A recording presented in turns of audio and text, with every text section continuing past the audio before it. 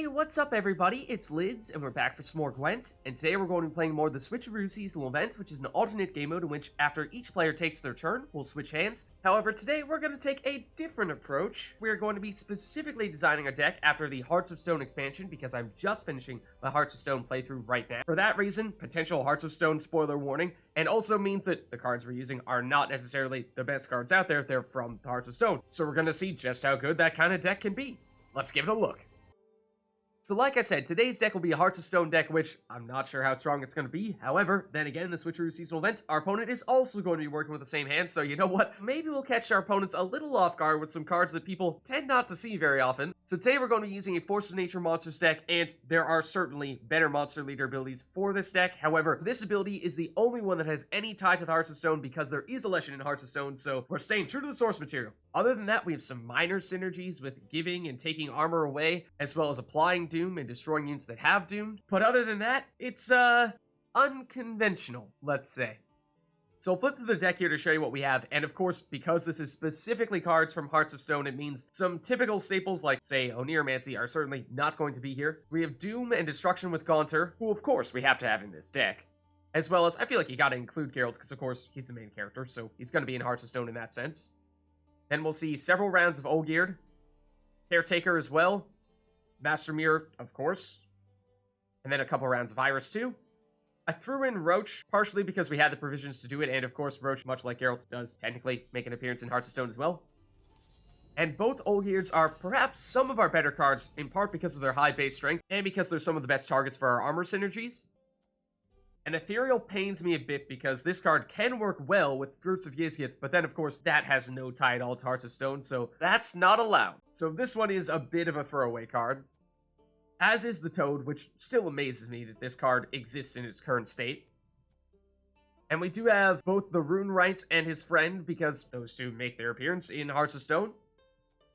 Iris's companions, I mean, we will have the possibility of having Iris in our hand, but otherwise not exactly the best cards either. Then Vlodimir is actually perhaps our secret weapon here. This is how we make our best armor synergies work, ideally giving a little bit of armor to one of the Olgeirds, then swapping that armor with power using Vlodimir, and then if it's Olgierd Immortal, then he's never going to lose his power, whereas if he's base Olgierd, then he'll just heal back up to his maximum strength. Then we use Iris Shade to get boosted by that armor. Then base Iris is not terribly inspiring. And then we start getting to things like Will of the Wisp and Pact, which just generally have to do with Gaunter. Then for bronze units, we're going to have a lot of bandits because there aren't actually any that are direct ties to Hearts of Stone people that we see. However, given how Olgeird leads a group of bandits, that seemed like the closest thing we could get. And Wagon is maybe the one that I took the most creative liberties with. It's generic enough that it probably shows up in Hearts of Stone at some point, but this is largely because we like those armor synergies. And then, of course, there's a surprisingly large Ophir presence in Hearts of Stone as well. So there's a look at the deck, and while there are some common themes across some of the cards, like Doom and removing Doom, applying and removing armor, this is still going to be a little bit difficult to work with here. But because we're sharing our hand with our opponent, we're bringing them in on the madness as well. So let's go try it out. Okay, so we'll go against Northern Realms, and they'll go first. And Will of the Wisp is probably a little unreliable, so let's get rid of you. And then Ophir Merchant isn't great either. Okay, we get Gaunter, that's cool.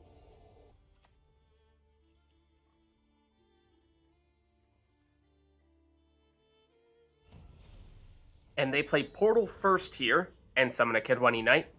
Hey, wait a second. They also have Pincer Maneuver? This looks familiar.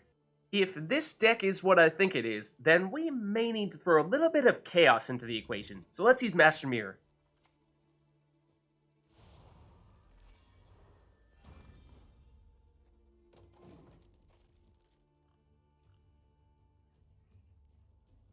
Ah, yes! This looks very familiar. Nice deck you got here.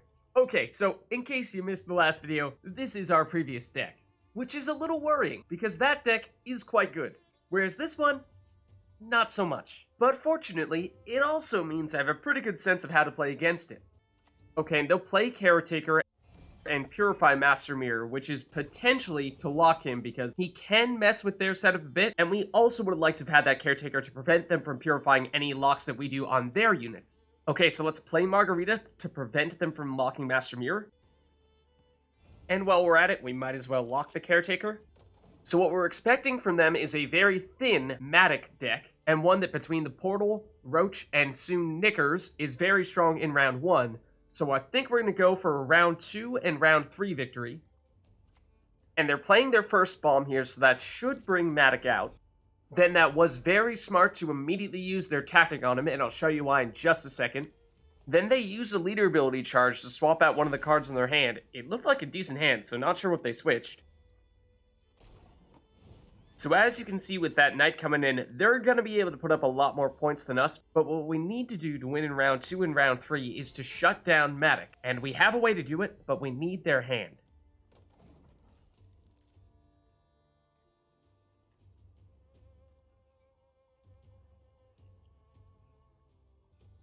They're going to play Gaunter, which was definitely one of the better cards in our hand, but we're not playing for this round. We're playing for round 2 and round 3, so that's not too much of a problem. I think they're distracted by Master Mirror because they're concerned about us changing the cards in their hand and messing with their deck. However, we have a different plan. What we want to do is damage Matic here, and then follow up in a future turn by using Northern Wind to banish him. That way he can't come back in a future round. Then they play John Natalis, and with that they get one of the Warfare cards out of their deck. In this case, they're going to go with Amphibious Assault, which can give them a big boost if they play a unit.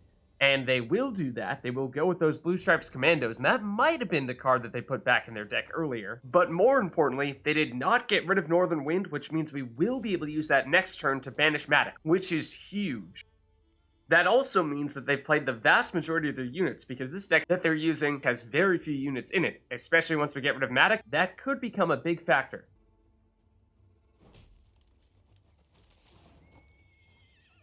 So this was our goal, use Northern Wind to banish Matic, and that should be a game changer because they played all their high point units in round 1, and that leaves them with mostly just bombs in round 2 and or 3, and with no Matic to go along with those, that'll be a tough situation for them to win.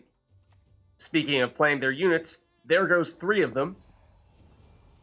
They even summoned their other commando, which they might have wanted to save for that same reason. So at this point, it doesn't matter much what we play here. We're basically just waiting for round 2 and round 3 to begin. Because at this point, we know we can't catch them in round 1.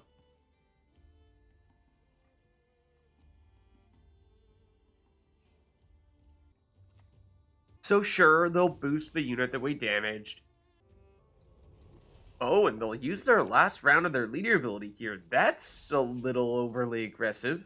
I don't think there was any question that they were winning this round. Anyways, let's get rid of one of their 7s here.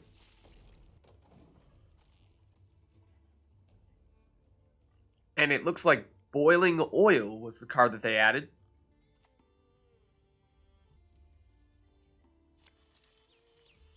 Okay, and they dumped the card that they drew from the Griffin Witcher Mentor. Okay, this turn really doesn't matter, but I guess we'll get rid of Gaunter because we can.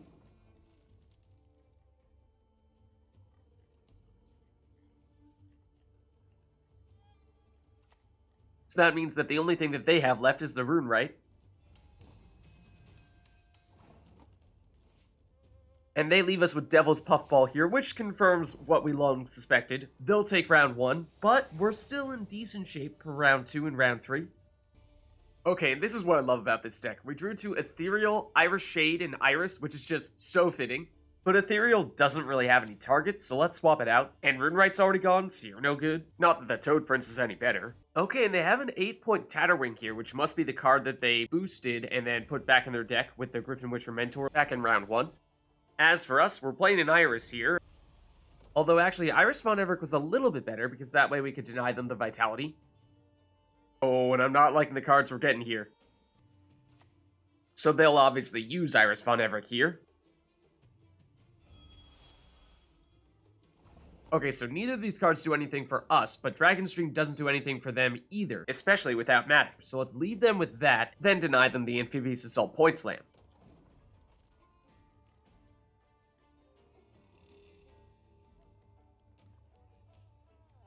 Okay, so we know this last card isn't going to do anything for them. And they have a 10-point lead here, which means that if we combine the Toad Prince with our Leshen, then we should be able to take the round 2 win.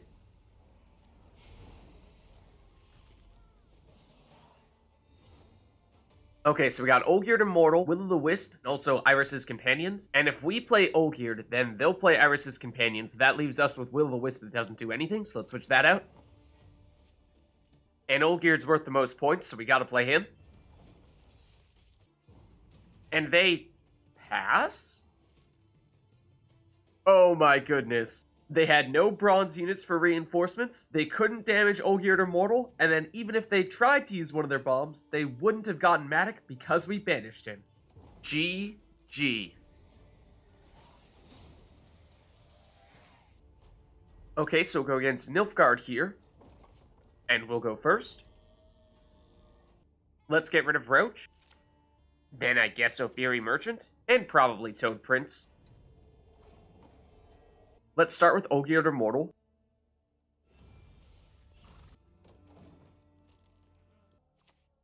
Then they begin with Alba Pikeman.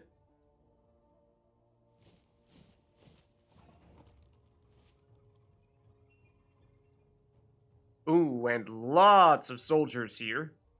Let's destroy the Alba Pikemen to deny them that damage. Darn, they took the other Olgierd. I was going to use him for our armor synergies.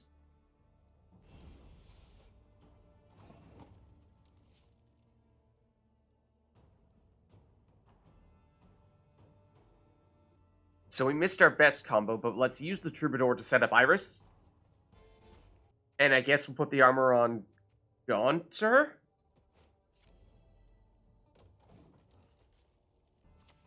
Okay, then they use Summoning Circle to create a Thrive unit?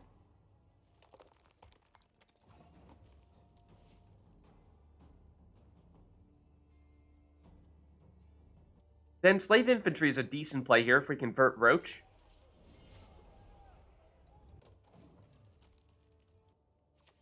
Okay, and yeah, we took a risk delaying playing Gaunter, so understandable that they use him here. I was gonna play him next turn, but also very fitting that he is dooming Olgierd, of all people.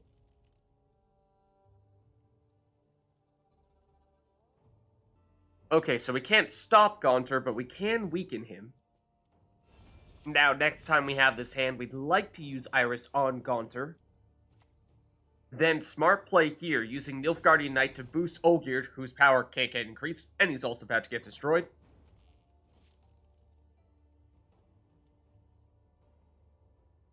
Then let's go Imperial Brigade to deny them the summon, and to set up Alba Spearman the next time we have this hand. And then they continue to use the combos that we want to use just one turn before we can pull them off.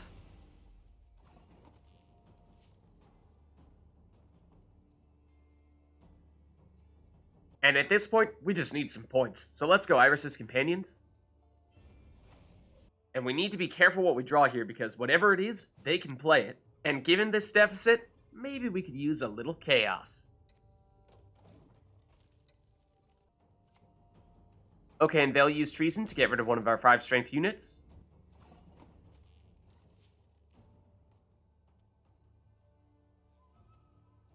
And we were preparing to play the Alba Spearman.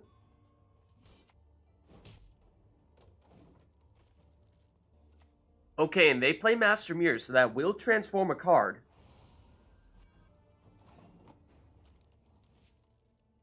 But unfortunately, that card that they transformed isn't going to do as much good here. Pact is still worth more points, so let's play that. And then they go Emissary, which unfortunately is the left card in their hand, meaning that they will not transform anything with Master Mirror. So no last-minute miracles this time. It's just a Nilfgaardian Knight. And then our tactic. So we could potentially use our leader ability here, but even if we did, they could then use their leader ability and still win round 1. So that means we're going for the round 2 and round 3 comeback. Bring it on. So let's dump Will-o'-the-Wisp, and I think it's unlikely we'll have a target for Geralt. Okay, and Ox doesn't have anybody to lock, but he is still a 6-point body. Similarly, we're just going to play our biggest unit here, Caretaker.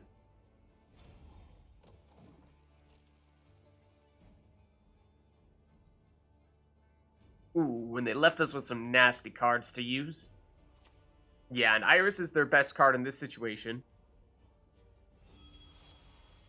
Ooh, and they'll even use their leader ability to lock and damage us.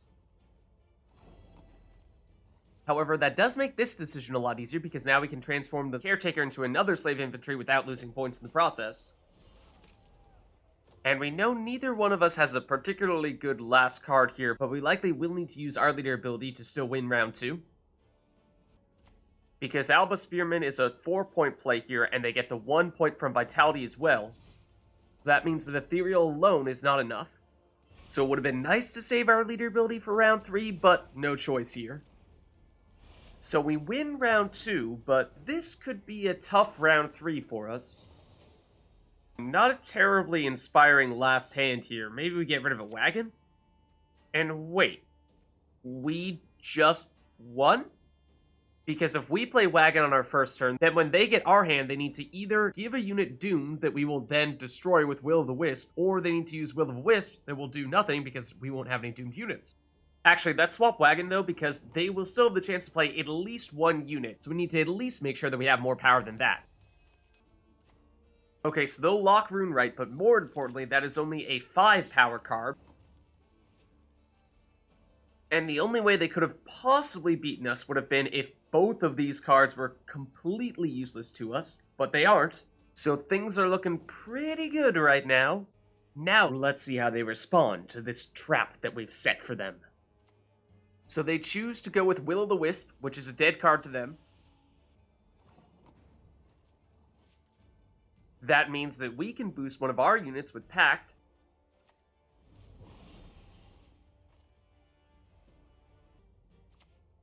And that Emissary just isn't going to be enough for them. So somehow, Hearts of Stone emerges victorious again. So there's a look at a Hearts of Stone themed deck for the new Switcheroo seasonal event, and somehow we found a way to make it work. If you liked the video, then make sure to like and subscribe button, and leave a comment down below to let me know which other cards, archetypes, and factions you'd like us to experiment with next. Thank you all for watching, and I'll catch you next time.